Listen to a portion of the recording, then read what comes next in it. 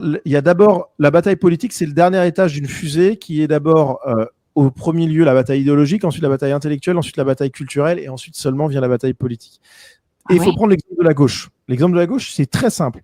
45, les mecs disent on veut plus jamais le fascisme, etc., etc. Et ils décident de de structurer une idéologie qui soit celle de l'égalité globalement. Je te la fais très très rapidement, mais qui est l'idéologie, c'est vraiment la valeur structurante de la gauche.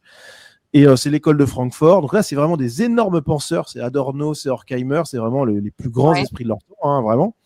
Donc les types créent une pensée. Donc là, on est au niveau de la bataille idéologique. Ils créent une idéologie égalitaire. Ensuite, il y a la bataille intellectuelle qui est menée, c'est-à-dire les intellectuels qui produisent des bouquins, des essais, tu vois, des thèses universitaires sur ces questions-là et qui donnent du coup une solidité à ces thèses idéologiques. Et c'est la bataille intellectuelle, c'est 68. Adorno, Horkheimer, c'est les années 50. La bataille intellectuelle, c'est 68. Ensuite, vient la bataille culturelle, c'est-à-dire tout ce qu'on voit aujourd'hui, tu vois, genre les séries, les documentaires, la propagande médiatique générale, etc. Et ensuite vient la bataille politique. Et alors, évidemment, tout peut se faire un peu mélanger, bien entendu. Hein, je dis pas le contraire, là c'est un grand schéma, mais tout doit se faire mélanger. Mais en tout cas, si t'as pas la bataille idéologique de base et la bataille intellectuelle avec le truc, t'as pas la victoire de la gauche. Oui, bien sûr. Ne me pas la victoire politique de la gauche dans les années 70-80 si t'as pas avant un combat intellectuel et idéologique.